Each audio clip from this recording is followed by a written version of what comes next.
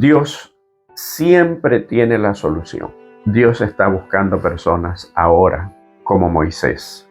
Si bien es cierto que Moisés siempre ponía una excusa nueva, Dios siempre tenía la solución. En los actuales momentos, el mundo cristiano está presentando y representando a un Dios tan pequeñito, pero a veces nos centramos demasiado en los problemas.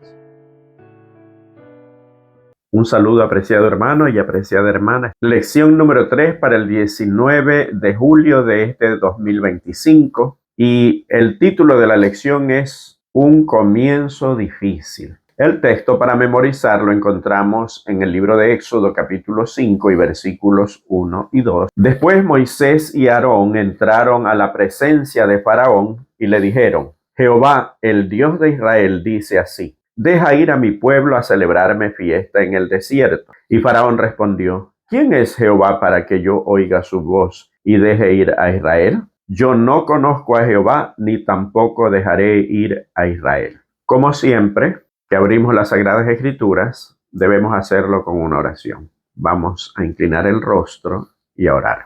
Amado Dios, te agradecemos porque aún nos permites en libertad poder escudriñar tu palabra. Ahora queremos pedir que tu Espíritu Santo, que la inspiró para que sea escrita, también nos inspire para poder entender el mensaje que tienes para cada uno de nosotros.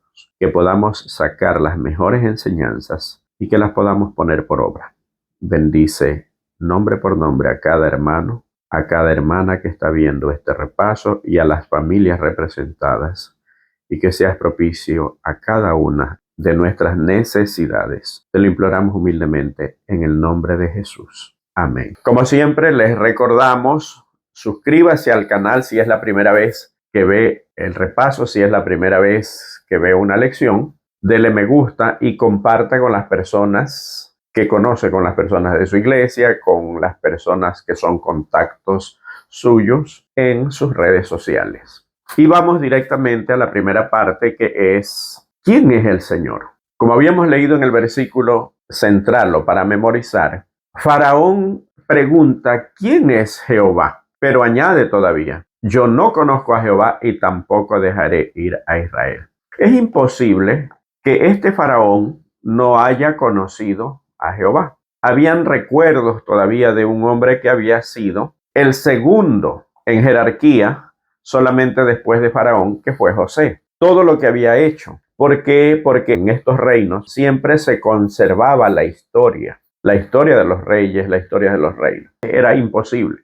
Pero ¿qué era lo que estaba sucediendo? Tenemos que pensar en varias situaciones. La primera, que los egipcios eran idólatras. Como habíamos visto en la lección anterior, tenían un dios para cada situación, para cada necesidad, para cada menester. Como eran idólatras, aparte de eso, también eran ególatras. Ellos se sentían y se creían dioses. De hecho, por eso es que las tumbas de los faraones, que todavía se conservan algunos allí, los enterraban con muchas de sus propiedades, porque ellos creían que allá iban a seguir reinando, supuestamente en el más allá, ¿verdad? Siendo que se sentían como dioses, este faraón no era la excepción. Pero miren qué osadía de este hombre. Primero dice: yo no conozco a Jehová, no me interesa conocerlo.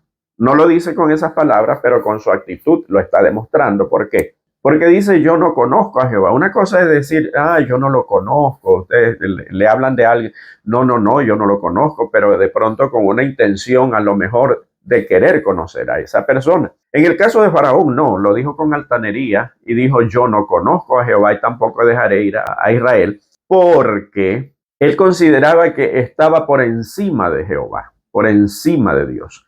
¿Y por qué? Porque el pueblo, que en teoría era, y digo en teoría según la concepción de Faraón, no quiero que se malinterprete.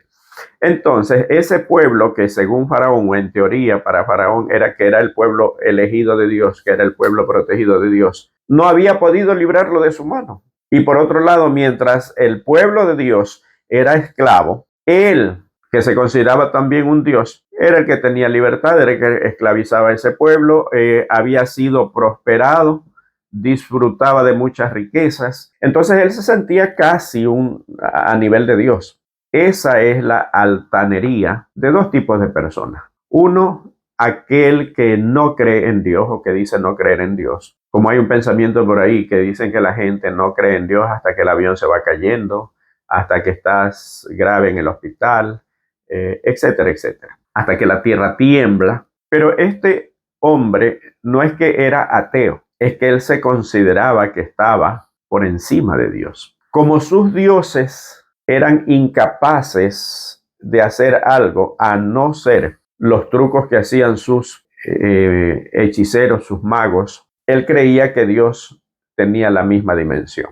La pregunta es, en los actuales momentos, el mundo cristiano está presentando y representando a un Dios tan pequeñito. ¿Y de qué manera o por qué se lo presenta así? Por la doctrina que se predica. Se predica a un Dios improvisado. Se predica a un Dios pequeño, a un Dios que no tiene poder, a un Dios lejano. Ese es el tipo de Dios que creía Faraón.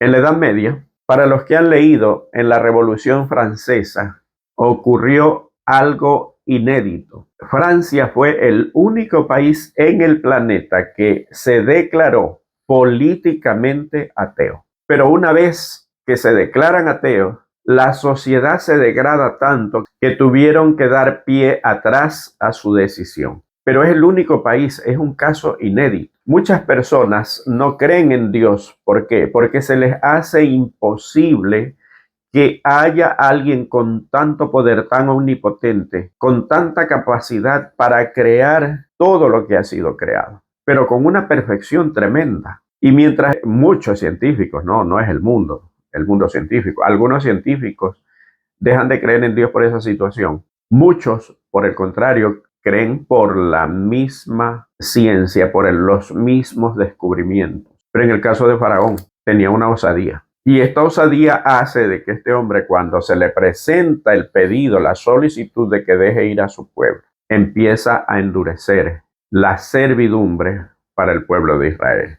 Hay varias lecciones entre estas dos partes que las estoy uniendo ahora. Dios quiere liberarte. Para poder adorarlo, necesita que tú salgas de la esclavitud. Yo no sé a qué estás atado, o de qué o de quién eres esclavo. Pero en este mundo moderno, a veces somos esclavos inclusive de las cosas buenas como el trabajo, porque a veces hasta por el trabajo nos olvidamos de Dios, de los estudios, del ansia de progreso, cosas que no son malas en sí, pero que en el momento que nos empiezan a alejar de Dios, en ese momento se convierten en malas, se convierten en piedra de tropiezo. Dios quiere bendecirte, Dios quiere que le adores, pero quiere sacarte de allí, de donde estás esclavizado. A lo mejor eres esclavo del videojuego, a lo mejor eres esclavo de las fiestas. Dios sí quiere que tú le celebres fiestas, pero no las fiestas paganas, no como la que le celebró con un becerro de oro el pueblo de Israel. Quiere que la fiesta sea de que tú lo dejes entrar en tu vida. Y si acaso estás pasando por un momento de desánimo, Dios quiere derribar todos esos muros, tal como derribó los obstáculos que día a día ponía Faraón. El argumento de Faraón: ustedes están demasiado ociosos, están pensando en ir a adorar, a hacer fiesta en el desierto, es porque tienen demasiado tiempo. Saben que esa frase para mí es muy conocida. En los actuales momentos, muchos de los que dicen ser empresarios es la forma de tratar a sus trabajadores, obviamente no cristianos, ¿no? ¿Por qué? Porque cuando un empleado, por muy capaz y eficiente, de pronto le pide un aumento, porque a lo mejor nunca recibió un aumento o hace ya muchos años que no ha recibido un aumento, empieza a decir: no, es que tú estás vago, por eso es que me estás pidiendo aumento. Además, tú no estás cumpliendo, y empiezan, por más eficiente que sea el empleado, empiezan a inventarle supuestas ineficiencias con tal de ¿qué? Con tal de no ser recíproco a la entrega del colaborador. Y esto ya viene desde Egipto, esto no es nuevo. Entonces, como Faraón se siente un dios, empieza a afligir con cargas al pueblo de Israel. Y viene el desánimo. Leo el texto que se encuentra en el capítulo 5 y versículos desde el 19. Entonces los capataces de los hijos de Israel se vieron en aflicción al decirles: no se disminuirá nada de vuestro ladrillo de la tarea de cada día. Y encontrando a Moisés y a Aarón, que estaba a la vista de ellos cuando salían de la presencia de Faraón, les dijeron: mire Jehová sobre vosotros y juzgue, pues nos habéis hecho abominables delante de Faraón y de sus siervos, poniéndoles la espada en la mano para que nos maten. Aquí está la queja del pueblo, especialmente de los capataces, pero también está la queja de Moisés ante Dios. El pueblo viene ante Moisés y Moisés viene ante Dios. Ahora imaginen ustedes, un hombre de 80 años que había tenido ya una vida tranquila, pastor de ovejas, y miren en qué aprieto, por decirlo de alguna manera, se pone. ¿No te ha pasado que a veces tú quieres dar lo mejor? A lo mejor tienes un cargo en la iglesia y cuando presentas tu plan, no, eso no sirve, no, lo de acá. O cuando tú quieres ayudar a algún hermano, el hermano está a la defensiva creyendo que tú lo haces con un propósito particular y no por tu servicio a Dios. Bueno, son miles las formas en las cuales nosotros podemos afrontar lo mismo, obviamente con dimensiones más pequeñas, que afrontó Moisés y que afrontó el pueblo. Porque a veces es así. El enemigo quiere desanimarnos cuando Dios pone en nuestras manos, en nuestras mentes, planes para poder hacer su obra. Y trata de desanimarnos. ¿Y a quienes a veces pone en contra? Pone en contra a aquellos precisamente por los cuales nosotros estamos haciendo el trabajo para Dios y para beneficio de la hermandad. Eso sucede a menudo. ¿Por qué? Porque el enemigo siempre va a estar tratando de evitar que tú salgas de Egipto para adorar a Dios. Entonces viene con la queja. Y si seguimos a la siguiente parte, el divino yo viene con la queja a Moisés. Y yo me imagino a Moisés, entre otras palabras, tiene que haberle dicho: por eso yo no quería venir. Pero Dios no solamente que rebate la inquietud y el desánimo, hasta cierto punto desanimado estaba Moisés, sino que le hace muchas promesas y le abre el panorama y le dice: mira, esto es lo que va a suceder. Y aquí aprendemos lo siguiente: a veces pensamos que cuando estamos en problemas y dificultades tenemos que callar, porque de pronto se nos vería como irreverentes si es que nosotros vamos a llevarles nuestros problemas a Dios. Y no es así. Moisés era un hombre como cualquiera de nosotros, con sus debilidades, en cierto momento con su temperamento indomable. Después, poco a poco, en el desierto de Madián fue siendo transformado al punto de que hombre más manso que Moisés no ha habido, sino Jesús. Pero esa transformación se fue logrando no solamente en el desierto de Madián, sino también en el trayecto desde Egipto hasta Canaán, por lo menos antes de pasar el río. Si tú te sientes agobiado, si te sientes con problemas, si no tienes con quién hablar, preséntale tus problemas a Dios. Él te escucha y a su vez Él ya tiene la solución. Y no es pecado que en un momento de desánimo nosotros vayamos a Dios. Al contrario, pecado sería no ir a Dios. Porque eso es lo que el enemigo está esperando, que nos desanimemos y que tratemos de estar solos en la adversidad. Y Dios le hace varias promesas allí. Primera, voy a quitarles de encima la opresión de los egipcios. Segunda, voy a librarlos de su esclavitud. Tercera, voy a liberarlos con gran despliegue de poder y con grandes actos de justicia. Cuatro, haré de ustedes mi pueblo y yo seré su Dios. Y pasamos a la siguiente parte, que es labios incircuncisos. Quiero leer este texto, Éxodo 6, desde el 9 hasta el 13. De esta manera habló Moisés a los hijos de Israel, pero ellos no escuchaban a Moisés a causa de la congoja de espíritu y de la dura servidumbre. Y habló Jehová a Moisés diciendo: entra y habla a Faraón, rey de Egipto, que deje ir de su tierra a los hijos de Israel. Y respondió Moisés delante de Jehová: he aquí los hijos de Israel no me escuchan. ¿Cómo pues me podrá escuchar Faraón, siendo yo torpe de labios? Entonces Jehová habló a Moisés y a Aarón y les dio mandamientos para los hijos de Israel y para Faraón, rey de Egipto, para que sacasen a los hijos de Israel de la tierra de Egipto. Aquí vemos algo, podríamos decir, algo muy triste. El pueblo no escuchaba a Moisés. Moisés iba con sus promesas. ¿Cuáles son las promesas? Ya las habíamos visto, ¿verdad? Una de ellas que los iba a sacar con un despliegue de poder. Ninguna de esas promesas les parecieron interesantes a los hijos de Israel a causa de la congoja. Hay momentos en la vida cuando a nosotros nos pueden decir las mejores palabras, las más inspiradoras, pero a veces nos centramos demasiado en los problemas y en las dificultades que no escuchamos. A veces hay un pensamiento que dice que a veces nosotros nos ponemos a llorar y es posible que una puerta se esté abriendo delante de nosotros, pero no la vemos porque las lágrimas no nos dejan ver.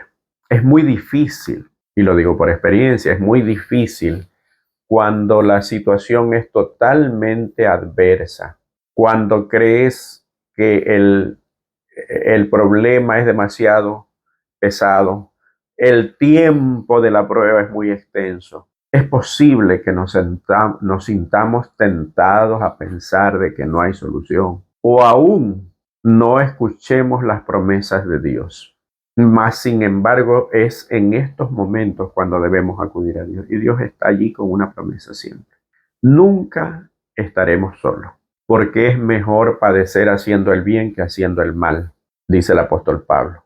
Lo importante es de que Dios ya tenía preparada la salida, ya tenía preparada la solución, ya se la había dado a Moisés. Moisés era el encargado de decirle al pueblo, pero el pueblo no escuchaba. No escuchaba porque se habían centrado demasiado en el problema.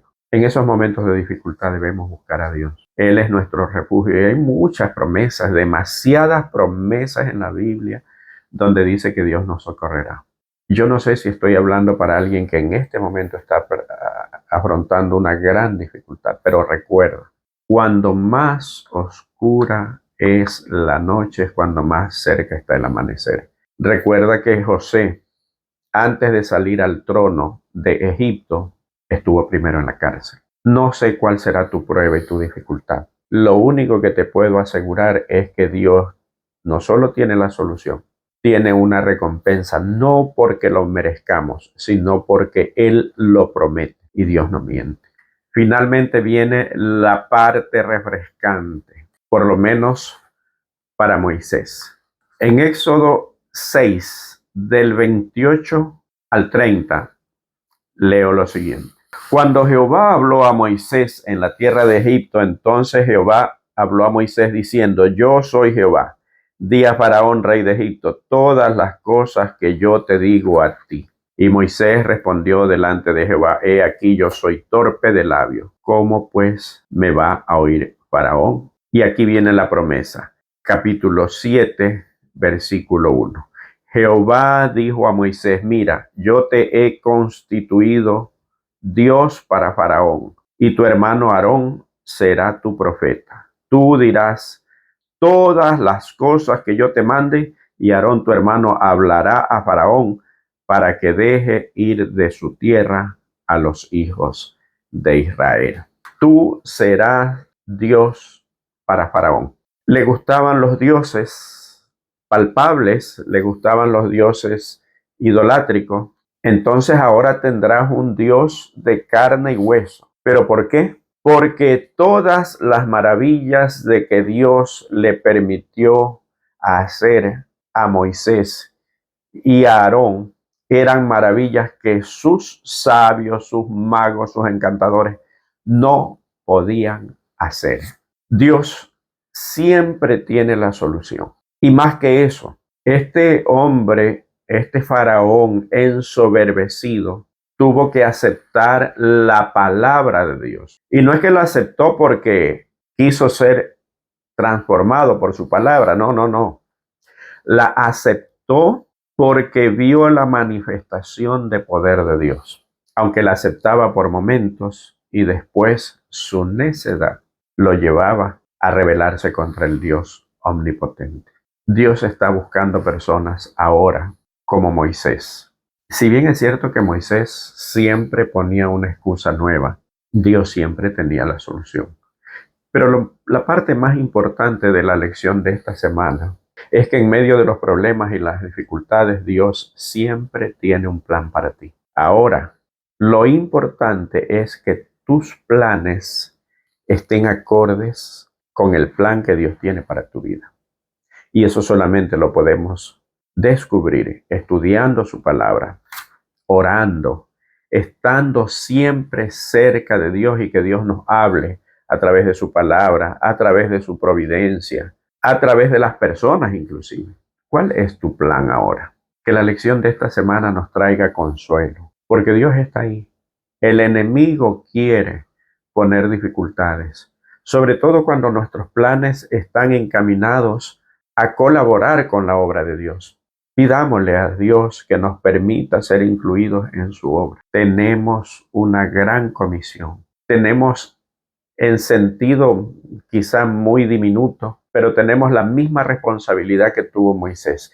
Moisés debió sacar a un pueblo de 2 millones aproximadamente de personas de la esclavitud. Nosotros tenemos una responsabilidad que es hablarles a las personas para que salgan de la esclavitud del pecado, inclusive algunos que están en nuestra propia iglesia. Que Dios te bendiga. Y la próxima semana estaremos viendo acerca de las plagas. Cada vez la lección de este trimestre se pone mucho más interesante. No te olvides de compartir, suscribirte al canal, darle me gusta y si tienes un comentario dejarlo allí en la sección de comentarios. Que el Señor te bendiga y que siempre vayamos hacia adelante. No importa si por momentos te sientes desanimado, busca a Dios y Dios te convertirá en un Dios para aquellos que no conocen a Dios. ¿Por qué? Porque quiere hacer maravillas contigo. Que el Señor te bendiga.